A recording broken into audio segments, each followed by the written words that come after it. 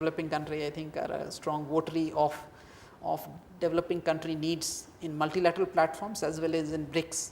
So I think that should perhaps play a role in which all 4 countries they decide to take things which assist also the rest of the world. How do you describe India today? Is it friendly to, of course, I've said we have a lot of medical tourism, people heading to India for treatment, but also in the education sector. We had an agri, of course, it was an incident last year, I think, where we had sporadic, there was like race, hate attacks against students from Africa. How is the situation now, and how do you assure maybe Tanzanians and Africans in general that they are welcome in India? Yeah.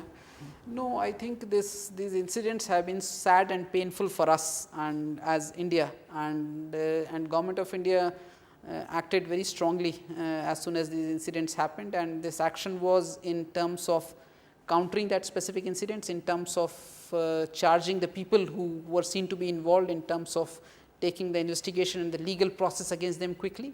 And the second important action was in terms of enhancing the security for the students. So in places where the students are there in a bigger numbers, to increase security support for those activities. And third is a long term in terms of Government of India's own position, which has been very strong in terms of condemning them, in terms of really, and which has, I think, a wider role to play for all segments of the society and educational institutions to realize the seriousness of this, and also that to avoid any recurrence of that kind. And thankfully, I think these incidents have been really very, very few and far in between and all. I think the number people estimate for students from Africa is maybe 25 to 30,000. That's a rough estimate of these numbers, and maybe 1, 2, 3 incidents, etc. I mean, it should be 0 incident for sure.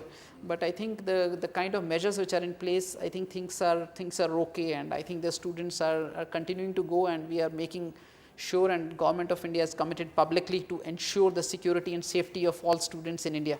And anybody who has any doubts, I think I can once again reiterate and say that we stand firmly for ensuring the security, safety, and also delivering best quality education to any students who might be considering to go to India. We come to the end of the program today on Monday Agenda with me, Finnegan Wasimbeye, and we're talking with Indian High Commissioner Tanzania, Sandeep Arya. Thank you. See you next week.